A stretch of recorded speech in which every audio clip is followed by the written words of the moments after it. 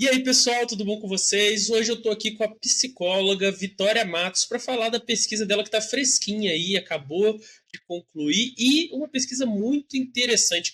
Olá, Vitória! Se apresenta aí para o pessoal do Não Precisa Copiar, diz quem é você e diz aí mais ou menos o que é a sua pesquisa, já que os detalhes eles vão ver ao longo do programa. Perfeito.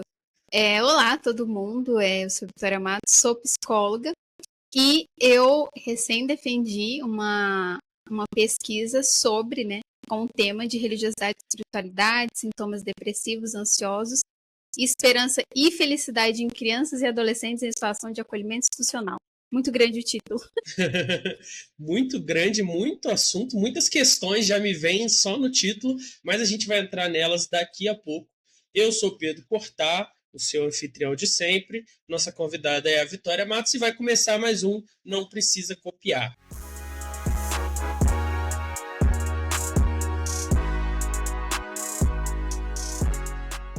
Então, Vitória, esse título muito grande, como você mesma falou, mas também um assunto bem específico, né? A situação de acolhimento das crianças, a relação disso com religiosidade e espiritualidade. Então já me coloca assim, como é que surgiu essa pesquisa? De onde surgiu esse interesse específico? Foi algo que veio do programa para você? Foi algo que já estava com você quando você chegou no programa? Como é que nasceu essa ideia dessa pesquisa? Tem a ver com a sua vida, com a sua biografia, com a sua história? Como é que funciona isso? Então, Pedro, é um tema que eu me interesso desde a minha graduação, né? Então, eu fiz graduação na Federal do Ceará e eu já tinha interesse, né, no público da infância, no desenvolvimento humano, tanto pessoal quanto pelas disciplinas que eram ofertadas, né? Me apaixonei pela disciplina de desenvolvimento humano.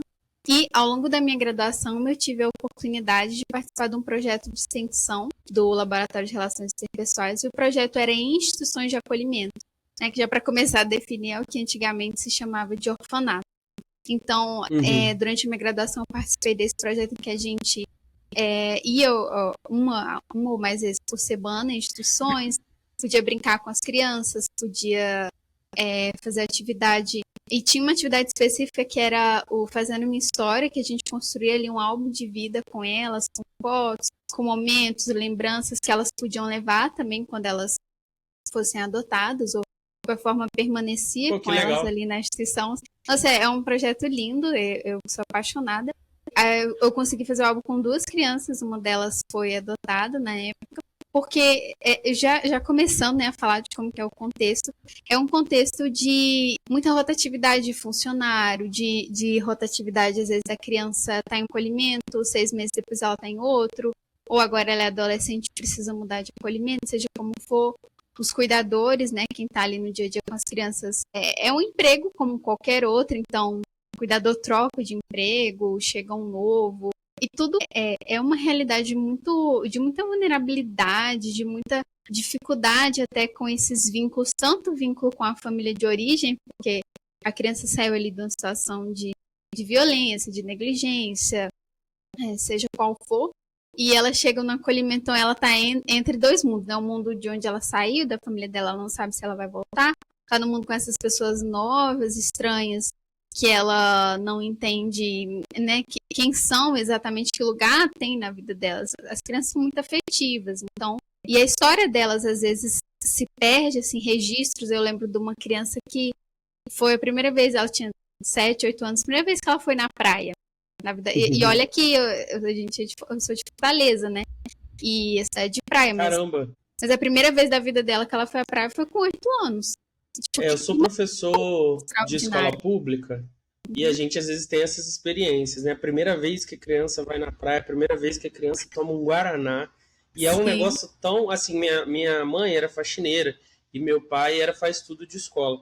Então eu não cresci num ambiente de luxo, de riqueza, mas como minha mãe dizia, como a gente vê pela sua fala, né? Só dos 2 estarem dentro de casa já é um presente, né? Sim. E como ela sempre dizia, a gente não passou necessidade, a gente só passou vontade. Mas eu sempre tive essas coisinhas, né? Sim. E aí, vendo isso conforme eu trabalho com os alunos, eu fico assim, caraca, que país que nós vivemos. É tipo assim, Sim. A criança mora numa cidade que tem praia e com 8 anos é a primeira vez que ela vai na praia. E você falou, a gente percebe o efeito disso na escola, dos professores, da rotatividade alta de professores. Como tem muitos contratos na rede mineira, acho que 50% dos professores são contratados, todo ano muda.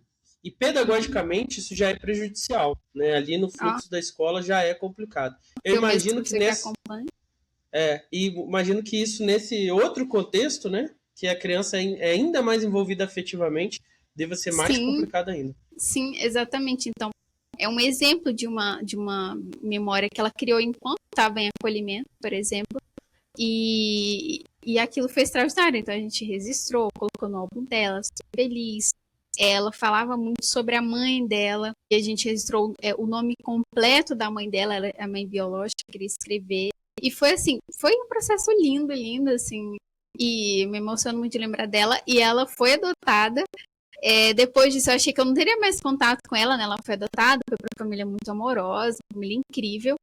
E aí, meses depois, sei lá, 6 meses depois, a gente, por algum motivo, esses pais participaram de uma aula, enfim, online, que a gente estava falando sobre adoção e não sei o quê. E aí, ela apareceu, né, a criança, eu por acaso, aos pais adotivos dela, a gente fez, por acaso, um álbum, não sei se ela lembra, né, pra me apresentar pra família quem que eu era. Aí a mãe falou, o quê? Ela guarda 7 chaves, não deixa ninguém pegar. Quando eu dou fé, ela tá lá olhando. Então, tipo assim, a importância de manter esse vínculo, esse contato. Então, ali eu vi o quanto que esse público me interessava, e essa mesma menina, ela marcou em muitos níveis, né? Eu lembro da gente fazer uma atividade sobre sonho, né? Qual era o sonho da vida dela e tudo mais. E ela falou, tia, eu não vou te contar em segredo. Eu falei, não, tudo bem, a gente pode fazer aqui, a gente fez tudo. Na atividade a gente comia um sonho, né? Que é aquele docinho lá, meio que para concretizar. E no final ela, tá bom, tia, eu vou te contar, mas ó, é segredo, tá? Eu falei, não, tudo bem, não vou falar para ninguém. Eu só tô contando porque já se concretizou. Ela, não, eu oro. Aí ela falou, eu oro pra Deus, tia, todo dia, para que eu encontre uma família. Aí, me pegou. Já te pegou. Aí, te pegou tanto que virou a sua dedicatória, né? Que eu comecei a ler, fiquei impressionado, porque você estava aí falando mal das pessoas de humanas, mas você é muito literária, assim, seus agradecimentos, normalmente os agradecimentos são protocolares. Uma vez eu li uma dissertação que era parágrafo, um nome, agradeço fulano, agradeço ciclano, agradeço terciano. O seu ali, toda uma poesia para expressar os agradecimentos. E, cara, isso é muito impactante, né? Todo dia eu oro pra ter uma família. E você é meio falsa, né? Porque você falou que nunca ia contar. E agora você tá aqui eu disse que ia contar porque já tinha se concretizado. Eu não tô afetando, eu já tinha se realizado. Entendi. Agora tá liberado. Agora pode, mas aqui, ó, eu não falei mal de uma, não, tô brincando, eu falei das diferenças. Porque é isso, às vezes a gente trabalha numa área, né, uma pesquisa, às vezes muito técnica, muito objetiva, de uma certa área, né, por exemplo, a área da saúde mais objetiva, às vezes essa dificuldade de, às vezes, traduzir o que a gente está falando para tanto o público em geral, quanto, às vezes, como uma pesquisa na área de humanas, já tem maior essa facilidade de ser traduzida para quem tem mais afinidade, enfim, para uma linguagem mais acessível, né? Então, às vezes, tenta colocar em palavras, emoções, aquilo que está ali, aquela estatística, aquele número, então, para que vocês também entendam como que é. Eles sabem. Eu adoro explicar com os outros. Tranquilo. Você quer falar mais alguma coisa desse contexto? Posso passar para a próxima? Então, só para concluir mesmo, eu conheci isso, tive interesse, quis continuar pesquisando, né? Encontrei esse núcleo de pesquisa aqui em Juiz de Fora, que eu vi que abordava o tema de um modo sério, um modo objetivo, um modo que eu não ia colocar ali as minhas crenças e afetar o resultado da pesquisa, por exemplo, né? De querer que tivesse resultado A, B, C ou D. Então, eu gosto dessa objetividade para que o conhecimento seja passado da forma mais transparente possível, né? Foi isso que eu descobri, é isso que está aqui. Então, resumidamente, é isso. Excelente.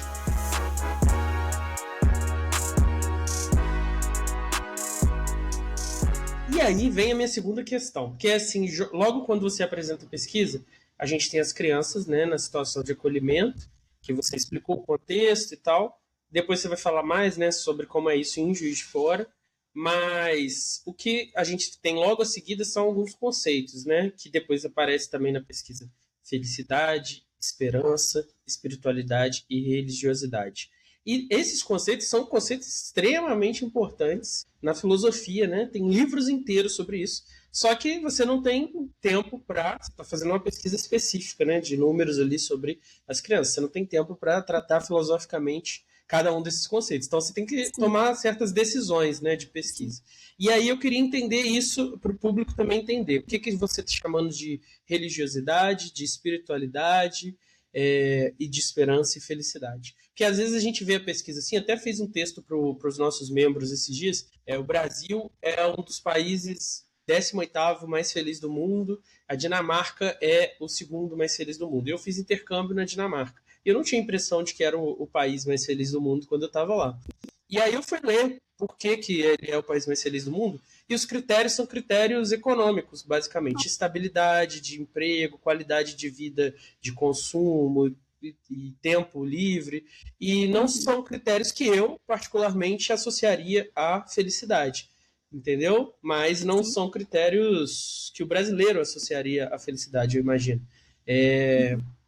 Então é isso que eu queria saber, assim, o que você está colocando aqui, de onde você tirou essas definições, como é que elas funcionam na sua pesquisa? Então, essas definições, né, mais um motivo também de eu gostar de ser algo mais objetivo, mas no caso são definições dadas pelo pesquisador Harold Koenig, que é referência na área, né, de religião e espiritualidade, e também trabalhadas, né, essas definições pelo professor Alexander Moreira Almeida, mas resumindo, assim, a gente entende a religião como o conjunto de crenças, de práticas estabelecidas, né, como aquele aspecto institucional mesmo. A pessoa é católica, evangélica, ela vai na igreja, ela lê a Bíblia, ela estuda o padre, ela estuda o pastor, ela pratica tais coisas, tem tais rituais e tudo mais, né? Ou então a pessoa é judia, a pessoa é budista, seja como for. Acho que isso deixa bem claro, mais ou menos, o que é a religião. Uhum. Né? A religiosidade é o grau de envolvimento religioso. Não, peraí, então. O grau de religiosidade é o quão envolvido eu sou. Então, o quão envolvido você é com a sua religião é a religiosidade. Então, tem religião... É a religiosidade. Aí, se eu me digo católico, mas eu não vou à missa, não faço nada, aí é um grau pequeno. Isso, exatamente. Agora, se eu vou lá, leio na missa, se eu vou... Frequenta várias vezes por semana. Faço tudo, aí eu sou mais envolvido. Esse é o critério. Isso, exatamente, né? Aí daí tem outros critérios derivados, né, de religião e religiosidade, mas que eu não vou falar. Agora, a espiritualidade, eu vou falar para não confundir nesse momento, a espiritualidade é essa relação pessoal, essa busca pessoal pelo transcendente, então essa relação que você tem, direta que você tem com Deus, né, aquilo que para você, eu tô colocando Deus, mas é um poder superior, né, a definição mesmo está escrita. Então, o poder superior, aquilo que é transcendente é o quê? Aquilo que está além da matéria. Então, acredito que, sei lá, o universo, algo, não existe uma ordem maior, as coisas não são por acaso, enfim. O poder, com esse poder superior, né? Tô falando Deus, porque então, normalmente... O pessoal aqui já conhece transcendente, transcendental, imanente, eles já estão careca de saber. Então, algo que vai além dessa vida que nós vivemos, sim, né? Do dia a dia, das coisas que a gente conhece visivelmente, essa sensação de que acontece alguma coisa e, não, isso aconteceu porque tem um propósito maior. Sim. É isso. E esse camarada, como é que é o nome? Bloom, você falou? Não, eu falei Harold Koenig. Eu viajei com Você deve ter ido para algum autor da sua área. Não. Koenig, que é o nome do cara? Koenig, é Koenig. Harold e esse camarada que o pessoal do NUPS usa, ele estava na obra dele, ele está tentando criar uma definição de trabalho para estudar a espiritualidade cientificamente. Isso. Essa é a proposta. Exato, porque como se fazia antigamente, às vezes você coloca que a pessoa que tem muita religião ou muita espiritualidade, as perguntas eram assim: você tem paz? Você é feliz? Então, se a pessoa respondesse aquilo, ela era mais religiosa e espiritualizada, mas isso já fica... Você já está dando a resposta na própria definição, então não vai existir, não vai ter como uma pessoa ser religiosa e ter algum problema de saúde mental, vamos supor. Então, essas definições que são mais antigas, não incentivavam...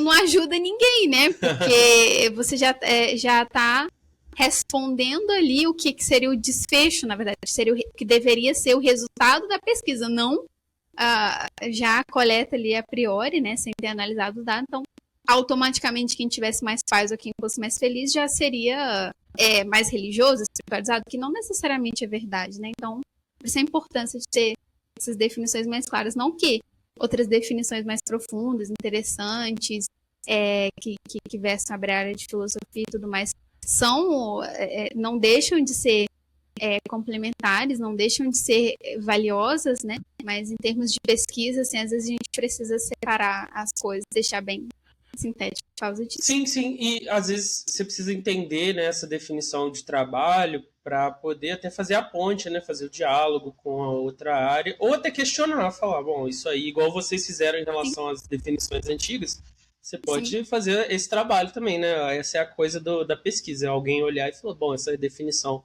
do seu Harrod aí, que eu não consigo falar o sobrenome dele, tá errada, tá esquisita, tá faltando isso, né? Isso faz parte da busca por conhecimento. E aí a gente tem também felicidade subjetiva e esperança. Como é que funciona isso? Então, a esperança seria essa crença de, né, essa disposição, essa crença de que as coisas no futuro irão ocorrer da melhor forma, né?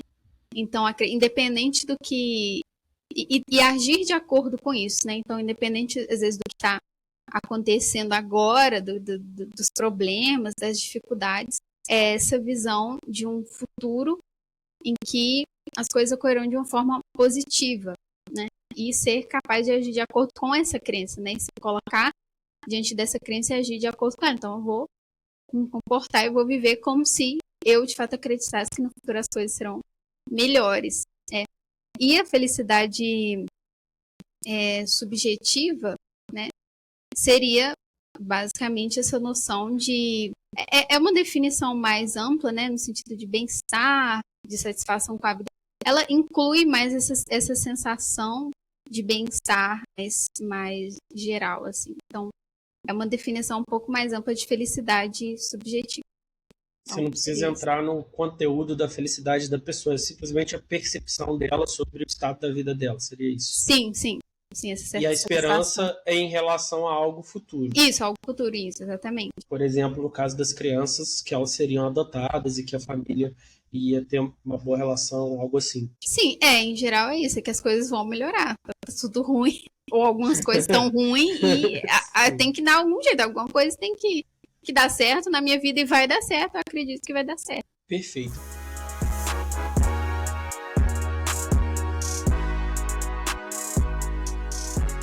Quando a gente começa uma pesquisa, né, a gente faz aquele apanhado geral do que já se sabe, e aí você vai para o seu recorte específico. E o que você já sabia ali de antemão nesse estudo preliminar dos efeitos positivos da religiosidade e da espiritualidade? Esses estudos são separados? Tipo, os efeitos da espiritualidade são diferentes da religiosidade ou são sempre juntos? É o trabalho das duas coisas juntas? Como é que funciona isso? O que a gente já sabia? E especialmente em relação a crianças, né? Uhum. Então, em geral, assim, estudo em relação a crianças, religião e espiritualidade, eles são mais recentes ainda do que o estudo de religião e espiritualidade com adultos, né? Então, é uma área ainda em desenvolvimento, de certa forma, mas já tinha algumas pesquisas, alguns estudos sobre isso. Um deles, que foi aqui na própria cidade de Juiz de Fora, da pesquisadora Vivian Hagen. Os sobrenomes ficam cada vez mais difíceis. Tudo bem, gente, não se preocupe com isso. Tá tudo escrito lá na dissertação também. Coitado do robô para legendar esse vídeo. Exato. Mas, então, esse estudo com a pesquisadora Vivian Hagen aqui em Juiz de Fora mesmo, que foi uma grande inspiração também para a minha pesquisa, com cerca de 276 crianças e adolescentes ali na faixa etária de 11 anos, e ela pesquisou, né, tanto o estilo parental quanto a felicidade e a influência de religião e espiritualidade. Então, os resultados, né, para o estudo dela é que crianças que tinham maior religiosidade ou maior espiritualidade tinham, em geral, maior felicidade, né? E o inverso também era verdadeiro, né? Aqueles que nunca frequentavam serviço religioso, nunca iam à igreja, né? Ou que consideravam ali como algo menos relevante em suas vidas, tinham menor probabilidade de se considerarem felizes, né? Isso independente, olha que interessante, independente de quão bom os pais eram, né? O que é o estilo parental, né? Se é um estilo mais negligente ou não sei o quê, ou um estilo bom de parentalidade, isso não impactou a criança em comparação a ela frequentar serviço religioso. Olha que interessante, né? Porque a gente acha, não, porque o pai é bom, a mãe é boa, e tá tudo bem, a criança é feliz. Isso foi independente disso também. Bem, e outro estudo grande também na área, né, que já existia, que é referência em termos de criança, espiritualidade, crianças e adolescentes, que é o estudo do pesquisador de Harvard, professor Tyler VanderWeele, e ele estudou cerca de 5 a 7 mil crianças e adolescentes que começaram estudos, eles tinham em média 14 anos, e seguiu eles até eles terem cerca de 28 anos, né? E esse estudo mostrou, né, assim, a relação, como é um estudo que acompanhou por muitos anos, ele até é mais eficaz em mostrar o impacto, né, que a religião e a espiritualidade tem, né? Você vê como que era antes e como foi se transformando e o efeito lá na frente. Então, crianças que tinham oração diária mais frequente ou que frequentavam serviços religiosos, eles tinham melhor satisfação com a vida, senso de propósito, senso de missão, né, bem-estar, menor iniciação sexual precoce, menor uso de substâncias ilícitas, né, em geral drogas, enfim, acho que era mais em relação à maconha, não acredito, não sei se tinha álcool também, né, mas enfim. Então, todas as variáveis que protegem a saúde, né, se o adolescente está seguindo nesse caminho, né, você vê que ele está maior capacidade de perdão e tudo mais, você vê que ele está seguindo um caminho bom ali para a saúde mental dele, saúde física também, né? E isso é bem interessante. Então, esses são estudos, assim, alguns dos estudos principais que tinham sobre o tema, mas não tanto assuntos ainda sobre crianças em situação de acolhimento institucional. O meu estudo, na verdade, ele é o primeiro estudo, considerando a revisão que eu fiz, assim, no mundo, que abordou todas essas variáveis, né? Que abordou felicidade, depressão, ansiedade, esperança, nesse público, né? Fiz uma revisão com tudo que tivesse disponível no mundo em inglês e daí não tinha encontrado não encontrei, na verdade, no total 8 pesquisas e nenhuma delas, assim, tão, com tantas variáveis, tão completas, assim, como a minha, com esses desfechos. Não, excelente. E como é que foi feita a pesquisa, então? Como é que você montou essa pesquisa para ter esse recorte específico das crianças institucionalizadas? Então, a pesquisa, em geral, ela foi bem baseada em questionários, assim, questionários que já são consolidados e tal. Então, resumindo, eu pegava ali um papel, tinha os questionários prontos, para as crianças eu lia em voz alta, e tinha alternativa de resposta, e para os adolescentes, eles mesmos liam, ou eu liam para eles. Então, eram perguntas sobre, por exemplo, né? Então, foram perguntas sobre religião e espiritualidade. Respondendo sua pergunta anterior, na pesquisa, religião é tratado diferente de espiritualidade também. Né? Também separado. São resultados separados. E tem efeitos diferentes? Tem efeitos diferentes. Às vezes, por exemplo, a frequência de serviço religioso é um resultado bem estabelecido, tipo assim, e geralmente que está associado à religião, né? Resultados consistentes de bem-estar, tudo mais. Espiritualidade, às vezes ela, por exemplo, que até também, né, um pouco na minha pesquisa está associado, sim, também a bem-estar, né, e tudo mais, mas às vezes ela pode estar associada a uma maior ansiedade. As pessoas que têm só a espiritualidade, vamos supor, e não tem muita religião, podem ter uma dificuldade ali maior. Então tem estudos interessantes. É o mundo. Você falou isso, eu lembrei de uma pessoa que é exatamente essa descrição, incrível. Sim, é por isso que é bom, assim, às vezes, ter isso claro, porque daí você vê efeitos diferentes. Quem tem uma religião alta mais, a gente já tem outros assuntos, né? Mas é uma religião só para mostrar, só para dizer que vai na igreja, efeitos. Já também não vai ter tanto positivamente ali aqueles efeitos de saúde mental. Então tem vários ramos aí de diferenciação. Mas voltando, né, o tipo de pergunta que eu fazia era para criança, para adolescente, enfim, se eles sentiam a presença de Deus, se eles sentiam isso todos os dias, se eles, no caso de depressão, se eles se sentiam tristes, com que frequência, de ansiedade, né? Se eles tinham preocupações, ou achavam que algo de ruim ia acontecer, da felicidade. Em geral, você se considera feliz, comparado com seus amigos, você se considera mais ou menos feliz. E de esperança era se eles, exemplo, né? Você consegue se lembrar de tempos felizes, você se sente forte, isso e aquilo, né? São questionários já feitos para esses conceitos, né? Conforme a gente... Vamos explicar para o pessoal que existem essas pesquisas na psicologia, na sociologia, que elas usam questionários. Só que, às vezes, a pergunta pode ser problemática, como a própria Vitória falou mais cedo. Dependendo de como você fizer a pergunta, você enviesa o resultado. Então, existem artigos, né, que são só e unicamente você publicar um questionário, desenhar um questionário para tentar medir alguma coisa e ser um questionário eficaz para outros pesquisadores usarem nas suas pesquisas, né, que é o caso aqui.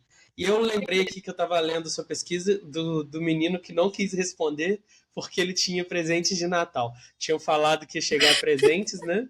E aí ele falou que não poderia participar porque ele estava com medo de ficar sem presente, o que é o motivo mais incrível e legítimo de todos para você se recusar a participar de um estudo. Certíssimo, ele tinha as prioridades bem claras, né? E é interessante isso, eu pesquisei ali perto do período do Natal, assim, muito perto, né? E nesse dia específico estava entregando presentes na instituição lá.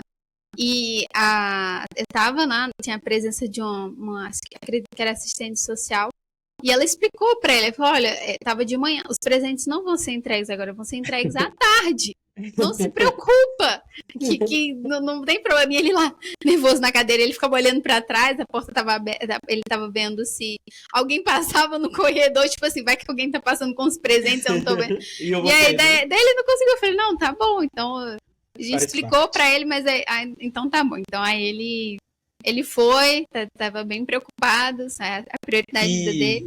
Então na aplicação dos questionários, você teve bastante cooperação das equipes, dos centros, e teve outras dificuldades, além desse exemplo engraçado, mas teve outros exemplos, talvez não tão engraçados, de dificuldades? Como é que foi? Então, assim, acho que em toda pesquisa vai ter, principalmente na fase, né, que você vai, de fato, perguntar às pessoas, vai fazer a pesquisa, algumas resistências ou dificuldade de compreender, né, a maioria das diretoras, elas são as pessoas responsáveis pelas crianças, pelo acolhimento, elas primeiro queriam entender, tipo, tá bom, o que é isso, né? Como que são essas perguntas? Você vai falar o que com as crianças? Com medo de... Elas são bastante protetivas das crianças de uma forma geral, né? Você entrar em instituição de acolhimento não é fácil para ter contato ali com crianças, que é compreensível, né? Elas estão tentando proteger, não pode entrar qualquer pessoa, qualquer hora, sei lá, se dizendo pesquisador, de repente não é. Então eu entendo, assim, elas, né? Então elas queriam saber, alguns ficaram com o pé atrás, pediram para dar uma olhada em como que era, eu mostrava, estava ali para tirar dúvida e tudo mais. Tiveram outras, então assim, de parte das diretoras, em geral, foi essa vontade de compreender algumas resistências maiores, né? Mas que superamos também, né? Pelo menos assim, consegui fazer a pesquisa de uma forma interessante. Em relação às próprias crianças e adolescentes, tinha não tanta resistência, né? Pelo menos todas ali porque eu pesquisei todas, esqueci de falar isso, né? De 7 a 17 anos, todas as cidades aqui de Juiz de Fora, não tinha tanta resistência em si. O que elas tinham, que eu percebia, uma dificuldade, às vezes um pouco de compreensão das perguntas, do que estava sendo questionada. É coisa de igreja, tia. E as diretoras tinham receio de que fosse esse proselitismo, né? Que eu estivesse lá para converter as crianças. Não tem nada a ver com isso. Eu só quero saber o que elas pensam, né? O que elas têm interesse e tudo mais. As crianças tinham um pouco, às vezes, dificuldade de compreensão do que eram as perguntas, mas eu explicava para elas, eu reforçava. E em geral era isso. Não, da parte das crianças, pelo contrário, você não tem noção, no acolhimento. Eu ficava entrevistando aqui, eu juro pra você, teve um dia que ficaram 3 na porta. E a diretora teve que falar assim, gente, sai daqui que ela tá interessante. Não, porque tipo, a próxima sou eu, porque não, porque eu cheguei primeiro. Elas, crianças Excelente. gostam muito de atenção, né? De Sim, querer sim. saber uma novidade, assim. Então com as crianças foi muito tranquilo, e adolescente também. Excelente. Bom, e aí você coletou essas respostas e depois tratou esses dados, né? A gente não precisa entrar aqui nos meandros da estatística, ninguém quer ver isso nesse canal, mas ela fez direitinho. Vamos confiar que ela fez direitinho. Se a banca provou, é porque eles conferiram e ela fez direitinho. E aí, o que você achou de resultado, né? A gente está falando aqui dos efeitos, vamos chamar assim, psicológicos, né, da espiritualidade e religiosidade. Então, vamos começar com o que você achou aí, qual foi o diagnóstico dessa parte, assim, da psicologia aí das crianças, da situação delas, o que você encontrou? Então, o resultado da pesquisa foi, em parte, né, a gente teve o resultado que a gente esperava que seria, e em outra parte foi surpreendente, né? Então, assim, a parte esperada, por exemplo, a maioria das crianças que estavam lá era por negligência dos pais, também abuso de substância, ok? Tivemos altos índices de depressão, até em relação a outros acolhimentos do Brasil, então, cerca de 41%, enfim, quantidade de crianças que estavam ali indicando um transtorno de depressão clínico mesmo. Também, mais da metade das crianças também indicando, não fechou diagnóstico, né, só indicou transtorno de ansiedade generalizada. Né, isso é esperado porque eles estão vivendo uma situação de muita vulnerabilidade, muito traumática até de certo ponto, assim, né? Lógico que o trauma depende de como se vivencia, mas é uma situação de muito sofrimento, né? Como a gente está colocando aqui. Então, você está longe dos seus pais, você não sabe o que vai acontecer. Para ter chegado no acolhimento, já aconteceu uma coisa muito ruim. Sim. Nem juiz, ninguém quer colocar a criança em acolhimento porque pai e a mãe brigou. E pronto, e a criança, sabe, e foi uma coisa assim, não, gente, tem que acontecer coisas graves para eles chegarem lá. Tem que, assim, não ter jeito mais, então. E ok, isso meio que foi esperado. Quase metade das crianças tinha pelo menos ideação suicida ou. Caramba, de fato. metade? 47%, né? Quase metade. Então, ou elas pensavam em se matar ou pensavam em o fariam. Então, assim, um alto índice de ideação suicida.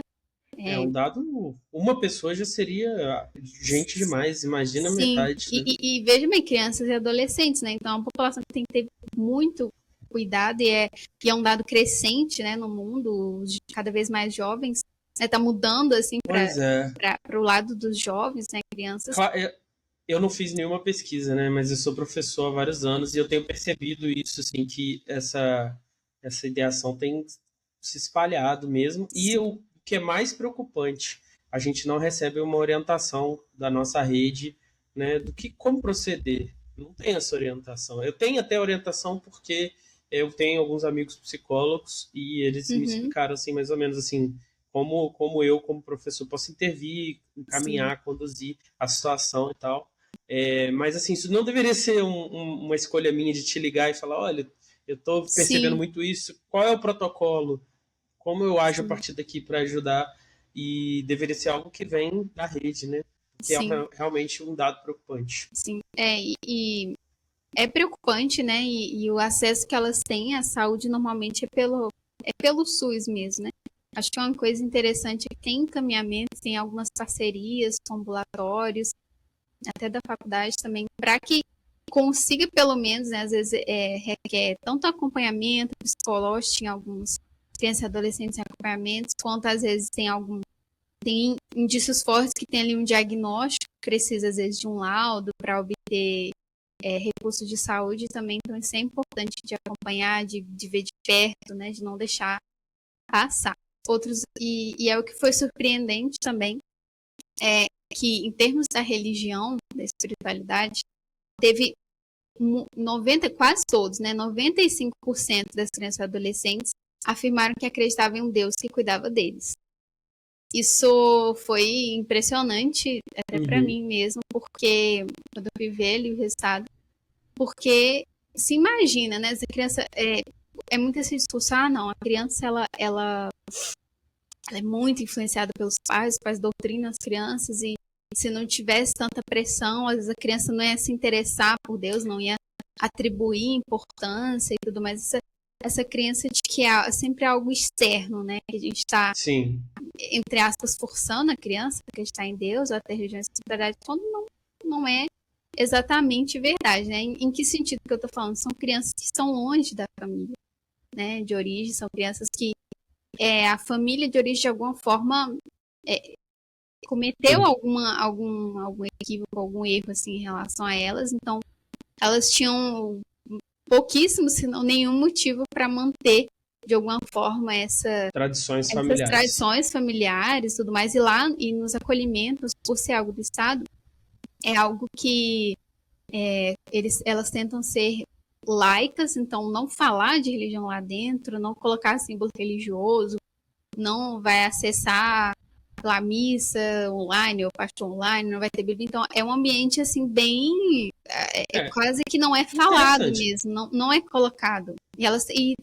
Você sabe me dizer, o curioso agora, vamos supor que você tem uma criança católica que precisa ir à missa ao domingo. Como é que funciona isso no acolhimento? Você sabe dizer? Eu sei. Então, elas não colocam, elas tentam fazer de tudo para que não seja visto que elas estão de alguma forma impondo essa crença. É bem delicado, assim, eu entendo, mas ao mesmo tempo a gente vê essa distância, né, entre o que as crianças estão falando que é importante para elas e ao mesmo tempo o que tem ali. Só que uma coisa que elas já fazem é que se a criança ou o adolescente pedir para ir, daí elas levam. Mas se ninguém pediu, se ninguém falou... Sim. Porque, às mas vezes, se a criança tem a religiosidade se ela e fala assim, que eu preciso ir domingo na missa, sim. Aí eles levam. Aí eles levam, sim, exatamente. Interessante. Mas não colocam isso, né? Não. Todos os acolhimentos... Porque eu li lá na pesquisa, alguns dos lugares são relacionados a igrejas, né?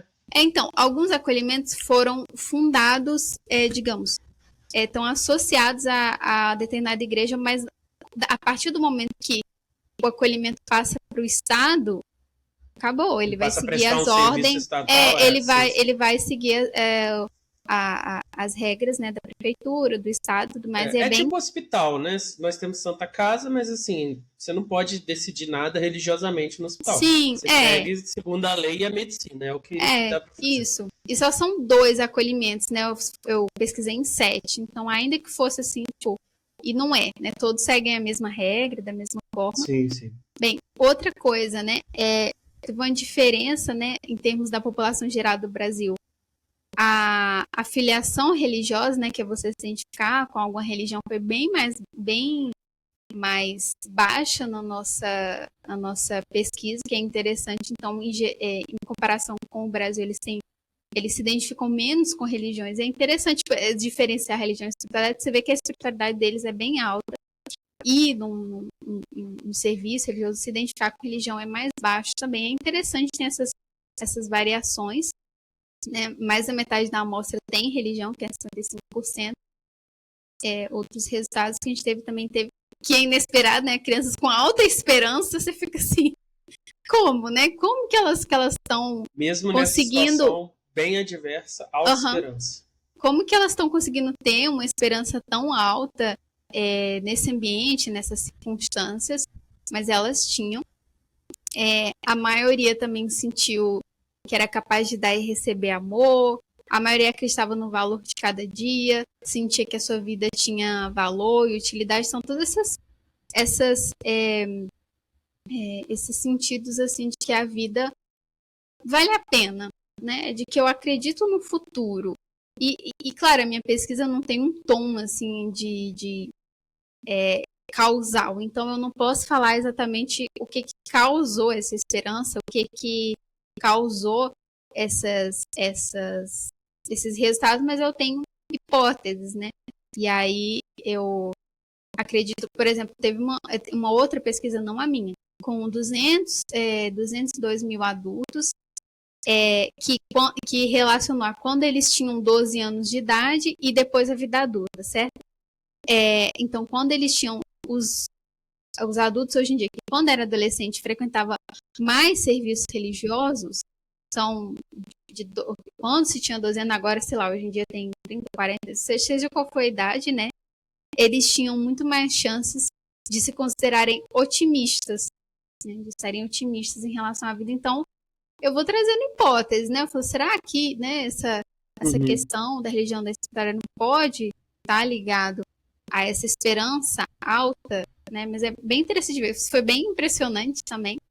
Em relação à felicidade, eles tiveram uma felicidade razoável, uma média de felicidade razoável, só que foi menos da metade em relação a outro estudo que teve na mesma cidade com adolescentes que não eram institucionalizados, que não estavam em orfanato. Então você vê que a felicidade deles, em comparação com essas outras crianças da mesma cidade, foi mais baixa, né? Foi menos da metade, que pontuou muito alto ali. Então tem um E olha que efeito, interessante, né? então, né? Nós temos uma felicidade mais baixa, mas uma esperança alta. Sim, eu acho que tipo, agora eu não tô feliz não, mas no futuro vai melhorar. Vai melhorar. É interessante, não, mas os dados conversam entre si, né? Esses resultados, a gente vai montando uma imagem do que está acontecendo com eles. Também uma coisa acho que foi uma das mais impressionantes para mim, pessoalmente, é que a gente tinha uma lista também, né? Que a criança colocava. A lista tinha vários itens: videogame, YouTube, série, escola, brincar, nananã. E a criança tinha que escolher número 1, que era mais importante na vida dela, até chegar até o 10, né? E o que era menos importante na sua vida. O que mais da metade das crianças colocou em primeiro lugar? Tinha família também, né? Elas colocaram Deus. Então, mais da metade mais da metade das crianças colocaram Deus em primeiro lugar. E interessante que em outro estudo também, que na mesma cidade aconteceu a mesma coisa, só que a gente achava, às vezes, nesse acolhimento vai colocar outra coisa em primeiro lugar. Tipo, o que seria tão importante na vida delas? E família ficou em segundo, com 14% só que escolheu família. Foram só 6 crianças. Então, assim, que no total, eu esqueci de falar, no meu estudo foi 43 crianças, né, que entraram. Então, assim, isso é muito impressionante, né? O quanto que isso é importante para a vida delas, a ponto que ela... E interessante que religião, porque tinha Deus, né, pra você ver que tá mais ligado, seria, né, podemos considerar a espiritualidade, né, Deus aqui como esse ser particular que cuida de mim, e religião. Religião tava lá pra tal, não sei quanto na lista, mas Deus tava em primeiro lugar. Se eu tivesse perguntado só religião, não ia ter o mesmo resultado, né? Interessante. As crianças, né, então a gente depois fez relação entre o quanto que elas tinham de religião, o quanto que elas tinham de espiritualidade com essas variáveis de saúde mental. Então, com felicidade, esperança, depressão. Então, vamos ver, né? Vamos ver como que se relaciona a religião com a saúde mental delas. Está ajudando, está atrapalhando, né? Religião e espiritualidade. Então, fizemos essas associações, né? Lá na pesquisa. As crianças que... Eu tô falando criança, mas lembrando que é de 7 a 17 anos. Sim. Crianças que encontravam força e conforto. A gente pode usar o termo técnico pimpolhos. Os pimpolhos. Ok. Então, esses que encontravam força e conforto na religião, que era lá uma das perguntas, né, com maior frequência. Então, encontro força e conforto na minha religião muitas vezes ao dia, várias vezes ao dia. E interessante que o enunciado tem religião na palavra. Olha que interessante, mas foi um dos que mais teve essa afirmativa, foi das que mais teve resultado, né? Tinham 5 vezes mais chance de conseguir ver possibilidades em meio às dificuldades, né? Tá aí a esperança também, né? Tá aí essa certa resiliência, né? Não, eu sei que tem dificuldade, mas eu consigo ver possibilidades e coisas que as coisas podem melhorar. Tiveram 3 vezes mais chance de estar otimista, por isso que eu falei, acho que tem, né? Uma certa explicação, né, entre considerar a religião como algo importante, em considerar Deus, enfim, ter uma relação pessoal com Deus, e esse otimismo, achei interessante. Além disso, essas crianças que encontraram conforto na religião tiveram 9 vezes mais chance de se sentirem muito fortes, né? Então, essa fortaleza interior, essa capacidade, não, tio, eu dou conta, eu consigo. E quando eu perguntava para as crianças, você se sente forte? Era assim, acho que a afirmativa era, eu me sinto muito forte. Aí tinha concordo, discordo, tudo mais. Eu perguntava para a criança, ela fazia assim, sabe quando a gente faz isso com força? Não, tinha aqui, ó, tá vendo? Você não tá vendo, não? Tá vendo que eu sou forte, não? Mas eu explicava pra elas que, poxa, né, tá me tirando. Mas eu também explicava pra elas, eu sei que você é forte, mas eu tô perguntando, assim, em termos de você sentir que você, né, dá conta das coisas, de você é forte por dentro e tudo mais. Aí elas entendiam bem, mas tem vários momentos de resposta das crianças que eu lembro e dou muita risada, né? Além disso, 7 vezes menos chance de ter ideação suicida, né? E acho que foi... É muito impressionante, assim. A religião e a espiritualidade é uma das variáveis que mais tem efeito protetivo contra ideação suicida e tudo mais, né? Na literatura, de uma forma geral. Então, vale a pena dar uma olhada, quem quiser. 3 vezes mais chance de saber aonde quer ir e também de se identificar com pessoas felizes, né? E também as crianças que sentiu a presença de Deus com maior frequência tinham também 3 vezes mais chance de se sentir capaz de dar e receber amor. E esse me sinto capaz de dar e receber amor é interessante. Quando a gente colocou em relação à família, a família foi inversamente. Então, aqueles que colocaram a família como algo mais importante nas suas vidas se sentiam menos capazes de dar e receber amor. Então, é complexo, porque realmente, em geral, né, na literatura, o ambiente familiar, seguro, ter aqueles vínculos tal, isso fortalece a criança, óbvio, né? É a melhor situação possível, uma boa família e tudo mais. Só que no caso delas, nem sempre isso associa de uma forma positiva para a saúde mental, porque, né, até me recorda, e eu já vi também várias vezes, às vezes, dia de visita dos pais, ou então às vezes vai para a família e volta, porque eles podem, né, depender da situação. As diretoras falam assim, meu Deus, vai voltar da casa da família. Já sabe que é uma semana de choro, porque a criança fica... É muita emoção, são situações às vezes muito difíceis, então, no caso delas, né, nem sempre a família tá ali como um fator de fortalecimento, infelizmente. Às vezes elas conseguem não ir para o pai e para a mãe de onde saiu, mas vai para uma avó, e aquela avó que cuida, que não sei o quê, aí vai ser o fator de fortalecimento, mas às vezes essa família original aí, inicial, de onde ela saiu, às vezes numa situação de rua, alguma coisa, é complicado. E aí é um outro ponto interessante, porque parte da pesquisa foi querer entender por que essas crianças, numa situação tão vulnerável, tão difícil, com tão poucos recursos à sua disposição, né, para ter aquela resiliência emocional, o que poderia ajudá-las, o que pode estar influenciando para ajudá-las, de forma que a gente consiga fortalecê-las, de uma forma que a gente consiga estimular isso e mostrar para os acolhimentos, né? Eu também mostrei o resultado da minha pesquisa para os acolhimentos aqui em Juiz de Fora, e falar, olha, isso está acontecendo, isso é importante, isso teve uma associação legal, olha, vocês podem ver isso e ver como pode trabalhar, e foi bem interessante também a conversa com os acolhimentos aqui, e que isso pode de alguma forma estar associado e pode fortalecer, né, a saúde mental, a felicidade, a esperança. E eu queria passar aqui só para alguns relatos, porque eu também fiz uma pergunta aberta, né? Então, além desses questionários... então não foi só eu menti no começo. Quantitativa. Esqueci de falar, na verdade. Então, não foi só quantitativa, foi uma pergunta aberta. E dessa pergunta aberta saíram relatos, assim, muito bonitos, né? E eu vou ler aqui. A pergunta era... Não vou lembrar exatamente de cabeça, mas era assim. Normalmente a pessoa que está respondendo uma questão assim, sem nenhum propósito literário, fala as coisas mais lindas do universo. Exato. Então, a pergunta era como que, se a religião, a espiritualidade tinha ajudado a ela enfrentar dificuldades de vida e se tinha ajudado como, né? Então, vou ler para vocês algumas respostas que eu tive. Então, uma adolescente de 17 anos falou: quando eu estava na casa da minha mãe, eu tô lendo conforme ela falou, né? Sem correção de erros. Quando eu estava na casa da minha mãe, eu chorava escondida em quartinho, pedindo para Deus me tirar dali. Agora que vim para cá, tô até mais melhor. Então, veja bem, né? Lá, antes de até mesmo chegar no acolhimento, como a gente fala, a adolescente estava vivendo, estava sofrendo, estava passando por problemas, muitos pais, né, com abuso de substância, então um ambiente familiar caótico, e aonde que ela se apoiou, quem que ela estava buscando para lidar com essa situação, era a figura de Deus, né? Era esse poder superior.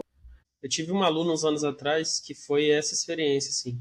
Ela tinha muitos problemas na escola quando ela estava na casa dos pais. Aí ela foi pro acolhimento e o trabalho deles é incrível, assim, de estabelecer uma rotina, de ajudar a Assim, mediar essa situação terrível com o crescimento da pessoa, né? Que ela quer estudar, que ela quer fazer coisas. E sim, melhorou muito, assim, realmente impressionante. sim, com certeza.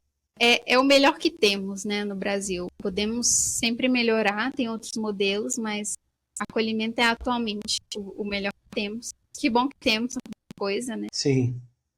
Outro relato de um adolescente de 14 anos. Quando eu tô triste, quando eu tô precisando dele, nos momentos mais difíceis da minha vida, aí eu oro para Deus e sinto que fico mais aliviado. Então, isso, ele estando no acolhimento, né? Então, no momento que ele tá ali, que ele tá lidando com alguma emoção difícil, alguma coisa, ele está orando para Deus, está pedindo para que Deus o ajude.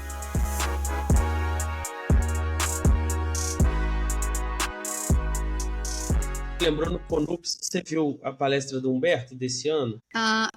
Eu acredito que sim. Nessa ele fala da grande inovação da tradição judaico-cristã, que é você falar com Deus. Então, não necessariamente você vai Lembrei. ouvir algo, vai ter um sinal, vai ter um milagre. Não, às vezes você só vai falar com Deus. E esse ato em si já é reconfortante. Você ter com quem falar, ter com quem se abrir, ter com quem jogar aquele peso, tudo. Sim, é um negócio. É uma palestra que está liberada no YouTube, se vocês quiserem assistir. Eu vou colocar no final desse vídeo aqui como recomendação. É uma palestra de filosofia, então não é uma pesquisa séria, igual a dela, certo? É uma conversa fiada. Nada disso, nada disso. Vamos lá assistir. Adoro ouvir o professor Humberto, ele fala de uma forma muito clara, muito didática, que eu entendo. Eu tenho dificuldade de entender filosofia, então acho muito bom. Recomendo. Então vamos para o último relato. Ok, último relato. Essa é uma menina de 16 anos, ou de 11 anos. Então ela fala, né, no momento que Deus mais me ajudou na minha vida, assim, foi quando eu vim pra cá com os meus irmãos. Porque a gente estava passando um momento muito difícil. E agora também ele tá me ajudando bastante, que às vezes me dá crise de ansiedade, que eu não vejo a minha mãe. Mas agora que eu vim pra cá, eu tô bem mais calma, a gente tá quase indo embora. Mas eu não sei o que foi, porque olha, mas eu não vejo a minha mãe, acho que já tem 2 anos ou mais, mas se não for Deus na minha vida, eu não sei o que foi, porque eu só tenho que crer nele mesmo, porque é ele que me ajuda a levantar da cama, abrir meus olhos e ter fé e levantar e tudo. Então, para mim, tudo para mim é Deus. Não tem nada que às vezes quando alguém faz alguma coisa para mim é porque ele tá pedindo. Então ele me ajudou nos 2 momentos mais difíceis da minha vida. Então, ela tem várias coisas, essa menina, né? Porque ela lembra antes, quando estava na casa dela, antes de ir para acolhimento, que ela já recorria a ela, que Deus a ajudou. Então, às vezes, nem sempre ela tá falando assim, porque eu orei para Deus e Deus me ajudou. Ela já vê aquilo que aconteceu como algo que Deus a ajudou. Tipo assim, se aconteceu algo de bom, que Deus me ajudou. Ela vê que quando, né, se não for Deus, eu não sei, né, Deus é tudo na minha vida. Então, ela tem essa visão de mundo, essa visão da vida dela, que Deus está em todos os ambientes, todas as áreas da vida dela, né, agindo a favor do bem, né, dela, para que ela tenha uma vida melhor, enfim, para que ela seja mais feliz. E ela vê isso em relação a ela, a família dela. E ela ainda vê no final que quando alguém faz algo de bom para ela, é porque Deus pediu essa pessoa para fazer algo de bom para ela. Então, assim, é incrível. É um dos relatos que eu mais gosto. É uma menina extraordinária, assim, em termos de Não é à toa que você encontrou autoesperança, né? Porque realmente você ter essa perspectiva na vida é muito difícil alguma coisa te abalar. Sim, eu acho que é uma das coisas que eu mais levo dessa pesquisa. O que me impressionou, né? Foi a capacidade humana de dar sentido ao sofrimento, né? De trazer ali um propósito em um lugar que outros podem estar vendo só o caos, o vazio, a desesperança, né? De uma vida que uma criança de menor está sem a sua família de origem, né? Ou que essa família de origem está com muitos problemas de dificuldade que ela não sabe como vai ser o futuro dela, e ela quase não pode decidir em nada, né? Porque realmente me recorda muito o livro que tá chegando na minha casa em breve, do Em Busca de Sentido, né? Não tô comparando. Esse livro é ótimo. Esse não, livro é incrível. não tô comparando em termos, né, lógico, assim, são graus diferentes, mas é um ambiente em que, de certa forma, elas não têm um controle, porque é uma instituição, que as regras são feitas por outras pessoas, ela não sabe para onde elas vão. Lógico que eu não tô comparando, eu só tô comparando a falta de controle. Calma aí que você tá comparando tão pouco que ninguém tá entendendo nada. Só a gente porque o caso do Em Busca de Sentido, eu vou explicar. Em Busca de Sentido é o professor Victor Frankl, que foi um judeu na época dos campos de concentração. Então ele estava lá no... Explica você é de humanos, você vai conseguir falar melhor que eu. Ele estava no campo de concentração e aí ele escreveu esse livro, Em Busca de Sentido, e nesse livro a gente tem duas partes. A primeira parte é o relato dele no campo de concentração e ele está tanto falando dele quanto o que ele está observando. E ele fala dessas pessoas assim que morreram estando vivas, entendeu? São pessoas que não têm sentido e elas simplesmente estão andando, mas já estão mortas. E outras pessoas que encontram sentido mesmo nessa situação extremamente terrível e conseguem sobreviver apesar dessa aleatoriedade, apesar dessa máquina construída para destruir o sentido mesmo. Então ele faz esse relato e em cima disso ele constrói uma corrente da psicologia que chama logoterapia, que também tem um outro nome que acho que é psicologia existencial. Como é que é? Análise existencial? Você lembra o nome? Não, ficou muito para mim logoterapia, não me recordo do outro nome. Tem um outro nome aí, mas é logoterapia. E aí lá ele explica os princípios da logoterapia, como funciona, mas não é relevante pra gente aqui, porque nem sei se é uma corrente que tem relevância hoje em dia, né, diante das novas pesquisas, mas o importante é essa primeira parte. Assim, eu comprei esse livro para a biblioteca do meu grupo de pesquisa na escola e eu sempre empresto esse livro para os alunos e falo, lê a primeira parte, porque assim, é muito incrível, é realmente transformador você ler um negócio desse. Estava esgotado, né? Você comprou agora, então parece que já acho que publicaram. Tive sorte. Então, é uma leitura que eu quero fazer, porque eu falei, não, eu tenho que ler, já ouvi falar tanto desse livro, e do professor Victor Frankl, né? Então, assim, não tô comparando, né? Porque eu sei que pessoas que trabalham em gestão de acolhimento, elas estão ali.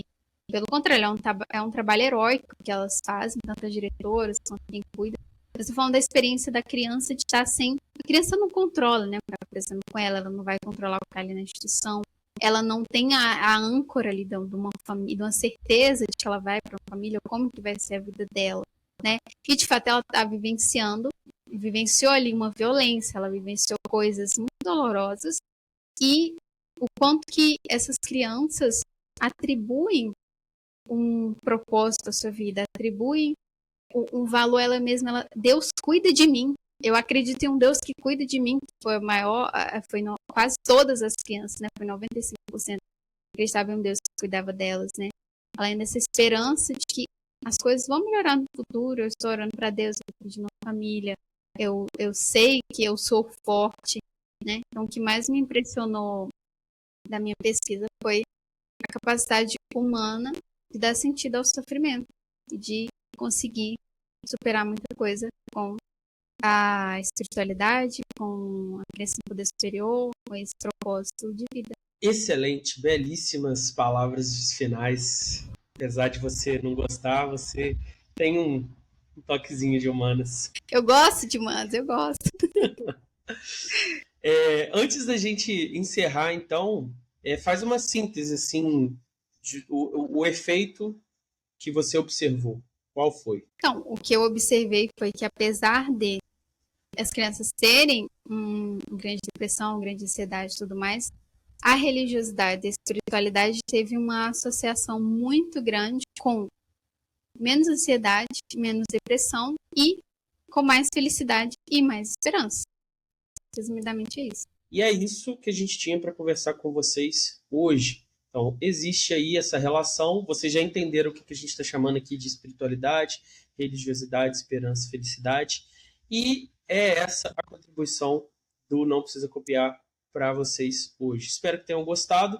Deixem sugestões aí de temas, de pessoas, se vocês conhecerem. E qual que é o arroba do seu perfil profissional? Então é @infância.girassol. Para quem quiser acompanhar mais sobre essa temática, né? Da espiritualidade, da infância, pesquisa sobre o assunto, me ouvir falar mais, é isso. Perfeito.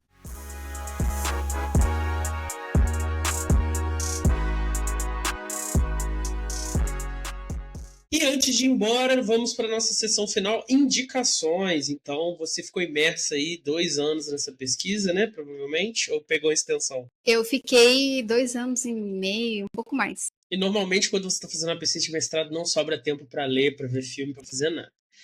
É complicado. Mas tudo que a gente toca, né, todos os assuntos que a gente toca, eles aparecem em outras obras, né, não necessariamente numa relação 1 para 1, né, direto, mas aparecem aí na literatura, na escultura, na pintura, na música.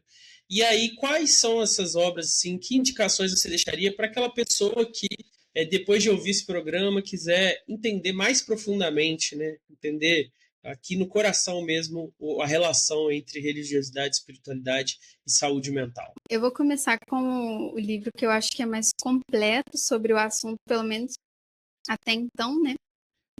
E especificamente sobre a infância e adolescência, que é um livro que ao mesmo tempo te traz ali informações acadêmicas, te traz pesquisa, só que nem parece que ela está fazendo isso. Ela tem uma linguagem muito didática, muito fácil, muito fluida, e que, na minha opinião, traz vários fundamentos assim de como que a criança vivencia, né, essa relação com o poder superior, de como ela vivencia a espiritualidade, que é este livrinho aqui. Só que ele apenas está em inglês, então já vou pedir desculpa, já vou falando para vocês usarem os tradutores aí, quem não tem a familiaridade, embora para quem leia inglês, assim, pelo menos arranhe uma leitura, realmente ela torna a linguagem bem fácil, assim, então para quem arranha no inglês, com certeza já dá para ler, quem não, pode traduzir, com certeza, esse livro ele é bem completo. E eu tenho uma outra indicação que não é tão acadêmica, que na realidade eu amo, que é tanto o livro, né, são várias crônicas dentro do livro, e quanto os filmes que saíram, que é As Crônicas de Nárnia. Então, excelente. Por ser, né, é interessante que por ser, são crianças que o país deles está vivenciando, acredito que é a segunda. Tá lá, tá vendo aqui. Olha só, o meu tá em Fortaleza, meu tá em Olha. É incrível, gente. O livro, assim, a leitura é muito boa de fazer, é um livro muito interessante. Eu gosto de todas as crônicas, não só o Leão, a Feiticeira e o Guarda-Roupa, né? Que é aquele primeiro. Aí não. Todas não são boas, não. Bom, não, eu gosto de todas. A minha preferida é o Guarda-Roupa e o Leão e a Feiticeira. Nossa, eu gosto tem umas duas ali no meio, depois do Guarda-Roupa. Então, assim, vocês têm umas perguntando o que está acontecendo, mas a melhor a melhor é o Leão, a Feiticeira e o Guarda-Roupa, não lembro a ordem, que é exatamente a melhor versão ilustrada que uma amiga minha tinha, que eu ovulava só de ver ela, porque eu ficava assim, nossa, meu sonho ter um filho para eu sentar e ler com ele de noite, assim, ó, abrir esse livro. Deve ser lindíssimo. Com desenho todo colorido, lindo. Olha, imagina. Não, deve ser lindíssimo, assim. E o bom é que também tem filme, né? Porque eu acho que é interessante de ver, porque são crianças que estão afastadas dos pais, que eles vão para casa de um professor que acho que é tio deles lá no interior, acho que da Inglaterra, se eu não me engano. Tá acontecendo uma guerra, então assim, tá o caos lá fora, né? E essas crianças estão lá dentro, tanto com medo, estão afastadas dos pais, estão tentando entender o que está acontecendo na vida delas. Elas também não podem fazer muita coisa, né, em relação a nenhum desses elementos externos. E elas encontram, né, a partir de Nárnia, dessa vivência de Aslan, o leão, e toda essa simbologia maravilhosa, esse significado, esse propósito e essa relação com o poder superior, que é Aslan. Fica vários spoilers aí, depois vocês pesquisam mais sobre as simbologias que tem nas Crônicas de Nárnia. E, por fim, eu vou indicar O Senhor dos Anéis só porque é bom. E pronto. Que é bom? Não vou justificar. Não vou nem justificar. Enfim, é justificação suficiente, né? Ele é o auge disso aí que você falou, assim, são pessoas numa condição completamente adversa e eles têm uma esperança, que aquilo ali tem um propósito. Exatamente. É porque eu acho que Crônicas de Nárnia é bem direta, assim, vocês vão ver uma boa relação com a infância. Precisa agora, vendo O Senhor dos Anéis, eu peço que vocês prestem muita atenção nos hobbits. Porque eles são pequeninos, eles não têm força, são parecidos com crianças mesmo, né? Se a gente for traduzir assim para o mundo. E eu acho muito inspirador. São os pequeninos, são os que não têm aquela grande inteligência dos elfos, não têm poderes, não têm. Tá ali, são pequenos, são guiados muitas vezes por pessoas maiores, mas que eles encontram eles que encontram o poder superior, eles têm um propósito, eles têm uma missão, né? E na obra do Tolkien não aparece o conceito, né? As pessoas estudando falam da eucatástrofe, que é a ideia de algo que dá errado, tudo dá errado, mas dá errado para um bem maior, para um propósito maior. Então é isso que a gente vê naquela trilogia de livros. Além disso, eu vou adicionar, não sei se está aqui, tá ali vermelhinho ali, não sei se vocês vão conseguir ver, é um livro chamado Servidão Humana, of Human Bondage, se eu não me engano, que é um livro do William Somerset Maugham. Eu estou lendo até com os membros do canal o outro livro do Maugham, que é sobre a busca do sentido da vida, que é O Fio da Navalha. Mas esse livro aqui, ele é sobre um rapaz, é um livro de amadurecimento, né, um romance de formação, como os especialistas chamam, e ele fala da história de um rapaz que é um órfão, que está abandonado, que está se sentindo sozinho, e que ele sofre o pão que o diabo amassou. E só que esse sofrimento dele endurece o coração dele, né? Torna ele uma pessoa má, assim, uma pessoa cruel, porque ele entende que o mundo odeia ele, todo mundo odeia ele, então a única resposta que ele pode dar é odiar de volta. E, como eu disse, é um romance de formação, então ele tem que sair dessa crença infantil que ele tem, de que ele tem que pagar o mal que o mundo fez a ele com mais mal, e você acompanha esse processo. É um livraço, grossão, e, cara, é incrível, a prosa do mal é muito boa, e eu acho que tem tudo a ver com essa questão, porque ele não é bem sutil, mas tem a ver também com encontrar esse propósito além da vida. Assim, a vida é ruim, a vida é dura, a vida é cheia de problemas, mas tem algo a mais para mim. É isso que você está. Perfeito, adorei. Fica a indicação para você aí depois. Vou também atrás, com certeza. Então, vamos colocar o Em Busca de Sentido, já que a gente claro. Pode Busca de Sentido, sem dúvida. Porque tem tudo a ver com o que a gente está falando aqui. Então, pessoal, muito obrigado por terem acompanhado até aqui. Lembrando vocês que esse programa é feito com o apoio de Sabiá Registro de Marcas. Então, se você tem um projeto, um canal, um livro e quer proteger a sua marca para não ser mal utilizado, você pode entrar em contato com eles na descrição do canal aí e usar nosso cupom NPC10, correto? Não, esse programa vai sair em janeiro, NPC20, então você vai ganhar desconto de 20% de desconto. A sua marca Girassol Infância já está protegida? Olha aí, olha aí.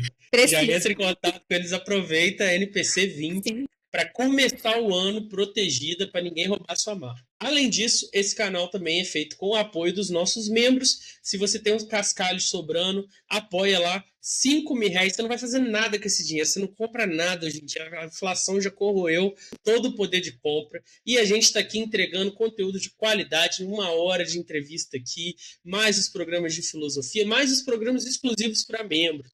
Então, se você tem um cascalho, apoia lá no YouTube ou no Catarse, ou faz um Pix aí, qualquer dinheiro que você mandar no Pix já está excelente. Muito obrigado por ter topado participar. A Vitória, foi excelente a conversa. Se você tiver novos estudos, novas descobertas aí no futuro, suas leituras aí, você está vindo para um doutorado? Sim, tenho pretensões. Então, vai ler muita coisa nesse doutorado aí. Se trouxer novas descobertas aí nesses próximos anos e quiser divulgar, pode vir aqui se encontrar com a gente. Muito obrigado mesmo. Com certeza estarei aqui de volta. E eu agradeço muito o convite e agradeço muito todo mundo que assistiu a gente até. Então é isso, pessoal. Tchau, tchau.